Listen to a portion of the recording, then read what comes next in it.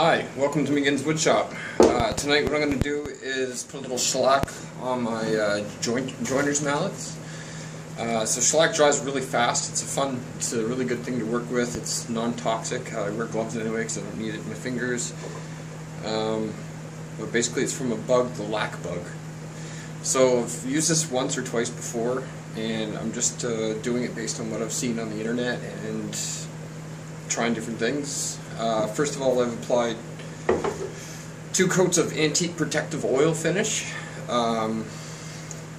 This stuff is, I love how this pops the grain out. So I put this on, so it gives the grain like a glow, like a 3D look almost. And so now I'm going to go ahead and put the shellac on. I got this Zinsser Bullseye shellac. I don't know what different kinds of shellac are better. I'm going to try the actual flakes with denatured alcohol. I guess they extract this poop or whatever it is from the lac bug, and it dries up into these flakes. And it's a natural coating.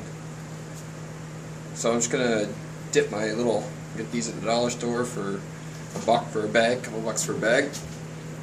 And I've already done this one here. I've done 2 coats on this and it's drying. Oops, got a little something on there, so like a little fingerprint. I'm just gonna clean it off.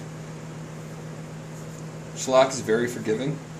The only thing you want to make sure about when putting shellac on is little bunches of shellac gathering, like in little puddles. I'm just trying to flick off some debris that got on there, probably from setting up the camera.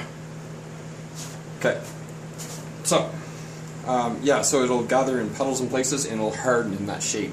So what you want to do is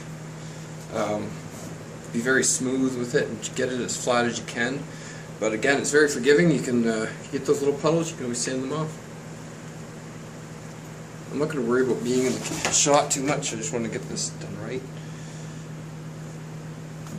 So I'm putting a pretty liberal amount across, not too much but enough. You can see the shine start right away. I love that. Instant gratification kind of thing. I'm also going to try hide glue. It's a natural glue, and you mix that as well and heat it up and apply it. And apparently there's a way.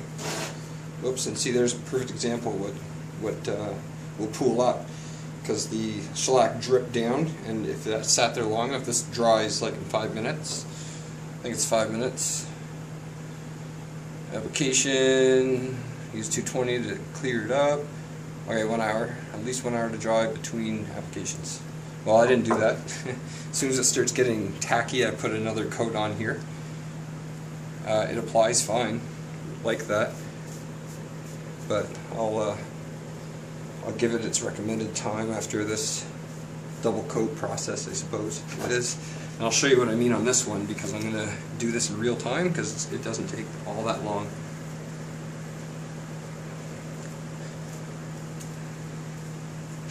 Again, I'm just smoothing it all out. I put a liberal amount on and then smooth it out and try and get all the streaks out and everything. You're not going to get it all out, but that's what the sandpaper's for, so don't worry too much about it.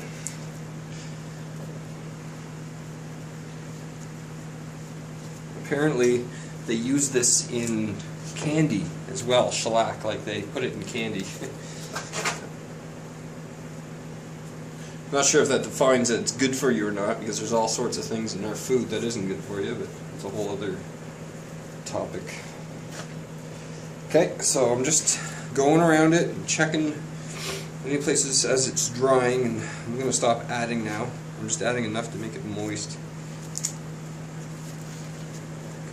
But it's already, I can already feel it getting a little tacky under the brush. That's good. Of course, the more I do this brush with it getting tacky, the more tacky it gets, the more the tendency to leave streaks is, I find. Go ahead and leave your comments and let me know where I'm wrong, or if you get some better pointers, because I mean, I'm just learning this stuff, so I'll try things. If this turns out nice, I might, still try. If this turns out nice, I'll still try, other people's methods. And of course, if I like those methods better, I'll stick to them. And I just got the idea to stick this in the clamp so I can get most of it, and then afterwards I'll do the end of the handle flipped over with it on its head, and then it just won't be bothered, and it'll dry the best this way. And I put the other one in my dog hole. That works just as well. Yeah, see, that's how I have a fan blowing here to give it fresh air and try and get it to dry. Actually, the debris might have came from the fan. A little bit of. All I'm doing, I'm checking off like it makes it shine, and so I'm checking the shine off the light. And you can see everything. It's kind of like when you're looking at a blade.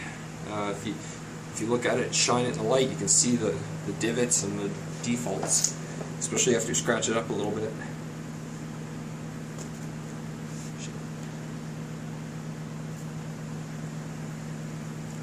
Okay, so I'll let that dry, come back in an hour or so, and do another coat.